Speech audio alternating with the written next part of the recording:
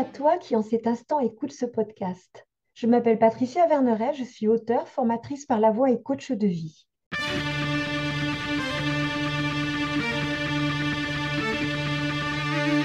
De par les cours que je donne, je suis en lien avec des jeunes gens entre 18 et 25 ans.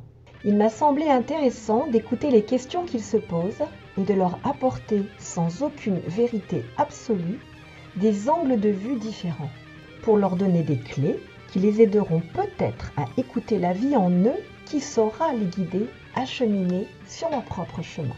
Mais justement, parce qu'on faisait pas mal, pendant Là, on faisait pas mal la distinction entre la raison et le cœur.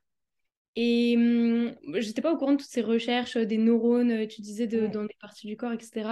Est-ce que tu trouves que c'est bien qu'on connaisse tout ça, ou c'était bien de garder aussi une part de mystère parce que c'est des choses qu'on ressent, et est-ce que le fait de tout savoir sur ça, ça nous empêcherait pas de ressentir parce que ça serait plus de la raison que de la sensation? Enfin, qu'est-ce que tu en penses Moi, pour moi, les deux, c'est pas paradoxal. Tu vois, par exemple, j'ai vécu énormément de choses dont je ne comprenais pas du tout ce qui se passait. Et le fait de lire dans des livres que d'autres gens avaient vécu les mêmes expériences, ça m'a rassurée. Ça n'a rien changé à mon expérience.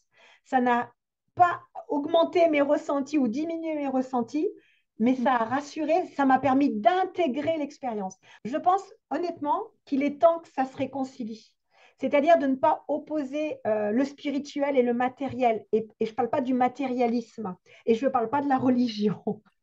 C'est vraiment des notions en fait, pour moi, ce sont des angles de vue de la réalité, mais sous un autre aspect.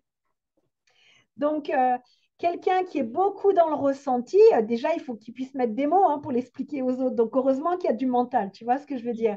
Et en même temps, tu as toutes les grandes découvertes scientifiques. Quand tu écoutes les gens qui les ont faites, souvent, ils disent j'ai rêvé, j'avais le nez dans l'air, enfin, des choses, on sent bien qu'il y a de l'intuition qui est là.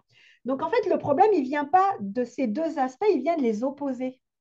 Alors qu'en fait, l'objet, ce serait peut-être qu'il est temps de tout réconcilier et de se dire que notre tête, elle est là pour certaines choses, notre cerveau logico-rationnel. D'ailleurs, aujourd'hui, c'est bien parce qu'on dit qu'on a au moins 10 intelligences, ce n'était pas le cas avant.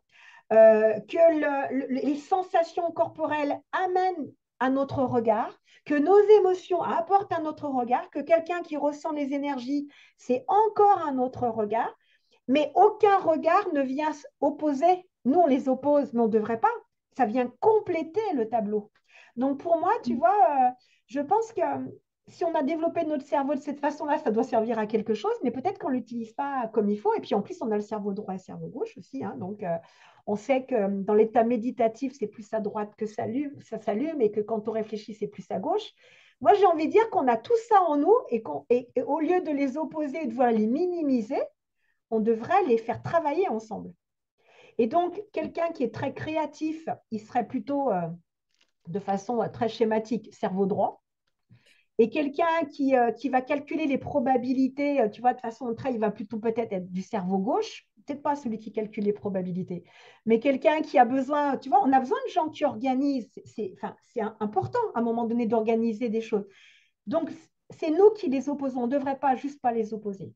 Donc, pour moi, je pense que ça peut grandir ensemble. Il est même peut-être temps que ça grandisse. Tu vois, peut-être qu'il y a quelque chose que tu vas comprendre avec le cœur et qu'à un moment donné, ta tête va comprendre.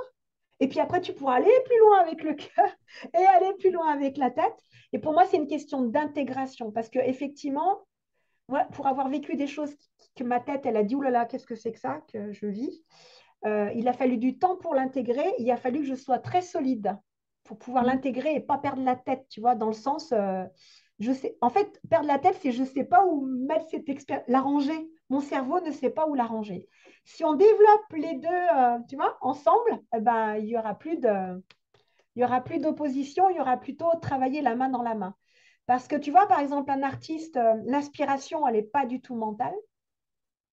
Et puis, à un moment donné, pour mettre en note et mettre sur le piano, ben, il va falloir qu'il revienne dans le mental pour pouvoir, tu vois, et puis peut-être mettre des mots dessus. Donc, pour moi, ça devrait collaborer. Nos différentes dimensions, d'ailleurs, peut-être que c'est ça qui va se passer petit à petit.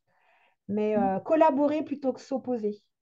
Et après, tu auras toujours des personnes, tu vois, qui vont peut-être passer par la réflexion dans le chemin, mais qui iront au ressenti après, et peut-être d'autres personnes qui passeront par le ressenti.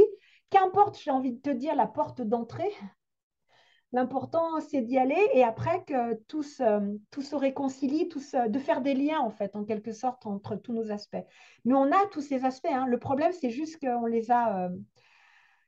on les a étouffés au profit juste du cerveau raisonnable. Je pense donc je suis. Il y a quelqu'un, il n'y a pas longtemps, il disait non, c'est je suis conscient donc je suis. Bah, tu vois, peut-être que cette phrase-là n'aurait pas pu apparaître il y a quelques années en arrière. Mais c'est comme ce que tu disais par rapport au chant. Enfin, c'est le juste milieu qu'il faut trouver parce que bah, si on prend l'exemple du chant, tu disais qu'il fallait aussi, enfin, il y a une certaine technique à avoir, donc là, ça va plutôt être la raison, mais il faut laisser aussi ses émotions parler et jouer avec les deux. Enfin, c'est un peu ce que tu disais en chant, donc je retrouve un peu cette logique. Bah, évidemment, parce que la voix, c'est ça qui est fabuleux avec le travail du chant et de la voix, c'est que la voix, elle est tout ça. Elle est à la fois mentale, émotionnelle, physique, spirituelle, parce qu'il peut y avoir des choses qui se passent avec les sons absolument incroyables. Il y a eu un podcast sur le pouvoir des sons fait avec le podcast Métamorphose ta conscience, et je trouve ça hyper intéressant parce que avec les nouvelles expériences en fait qui sont faites, hein, c'est l'affaire de résonance. C'est-à-dire que, et ça je l'ai vécu en cours de chant, quand j'avais apporté mon bol tibétain et que tout le monde s'est mis à vibrer, le bol qui était posé à 6 mètres s'est mis à chanter tout seul. Parce que ce qu'on résonnait était en harmonie totale avec les résonances du bol. Et du coup, en étant, mais on ne l'a pas cherché, hein, on l'aurait voulu avec la tête, ça ne marchait pas, hein, on est d'accord. Hein. C'était tellement en harmonie que ça a fait sonner le bol tout seul, à 6 mètres de distance. Je l'ai vécu une fois, je ne l'ai pas revécu. Hein. Et je sais qu'il y a des tas d'expériences comme ça qui sont faites, où on voit bien que actuellement, par exemple, par rapport au son, et ça, ce n'est pas de la science-fiction, hein, il y a des appareils qui mesurent les hertz du son. Et donc, par exemple, vous êtes dans une rue, il y a beaucoup de bruit, ils mesurent les hertz. Quand c'est mesuré et que c'est repéré, il y a l'appareil qui envoie le même son en opposé et le résultat dans la pièce, c'est le silence total. Le fait d'envoyer le même son annule le son. Donc, ça veut dire que vous êtes là, vous vous rendez compte, c'est un truc incroyable. Vous êtes dans une pièce, il y a du bruit avec les voitures. 2 secondes après, il n'y a plus aucun bruit alors que ça continue. La seule différence, c'est cet appareil qui envoie les mêmes dB. Donc, c'est des choses qui existent et qui sont totalement matérielles. Hein. Il y a des vraies raisons physiques, de loi, hein, de la physique, d'accord? Mais ça, on ne l'avait pas avant. Donc là, c'est des découvertes qu'il y a aujourd'hui. Donc, imagine tout ce qu'il peut y avoir derrière.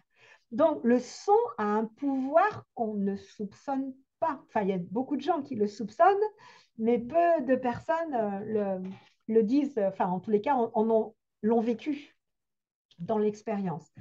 Donc, vous pouvez avoir des fois des sons, c'est ça aussi, des fois, vous avez des émotions, et parce que le son vient réveiller l'émotion, hein, c'est pas, ça résonne, ça résonne. Donc, l'objet, ce serait plutôt de penser harmonie intérieure et harmonie. Donc, dans l'harmonie, il n'y a pas la notion d'être plus ou moins, il y a la notion de se compléter.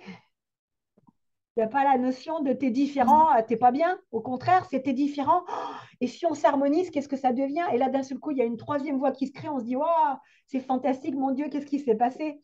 Eh bien, ce serait la même chose dans la vie de tous les jours avec nos différentes dimensions. Et donc, on a tout ça en nous. C'est quand même idiot de ne pas utiliser. Souvent, des fois, je dis, c'est comme si on était toujours en appui sur la jambe droite et on se disait, ah bah, j'ai pas besoin de ma jambe gauche, coupez-la. Puis quand tu vas marcher, tu vois, ça va être un peu compliqué, quoi, tu vois. Bah, c'est ça. Sauf qu'en fait, c'est toutes ces capacités intérieures, toutes ces ressources qu'on a, on ne nous a pas appris à les utiliser. Et tu vois, par exemple, par rapport à l'idée de se réinventer dont je parlais tout à l'heure et d'adaptation, en coaching, la plupart du temps, mon job, c'est par mes questions, d'amener la personne à prendre conscience de toutes les ressources qu'elle a. Parce qu'elle les a, mais elle ne les voit pas. Et quand elle les voit, elle se dit, mais peut-être que je peux utiliser ça, en fait. Ah bah, peut-être bien que oui. Et j'ai le choix des ressources, et voire même, parce que souvent on est, tu vois, par exemple, par rapport à nos ancêtres, on est dans ce qu'ils nous ont donné de pas bon. Mais en vivant des choses et des expériences pas cool, ils nous ont permis aussi d'avoir des ressources. Par exemple, je ne sais pas, même si on a vu quelqu'un galérer toute sa vie, et bien quelque part, la ressource qui nous a transmise, c'est la détermination et le fait de courage. Donc, si toi, tu te dis, oh là là, oh, il a galéré toute sa vie, il a galéré, tu restes là-dessus, c'est dommage.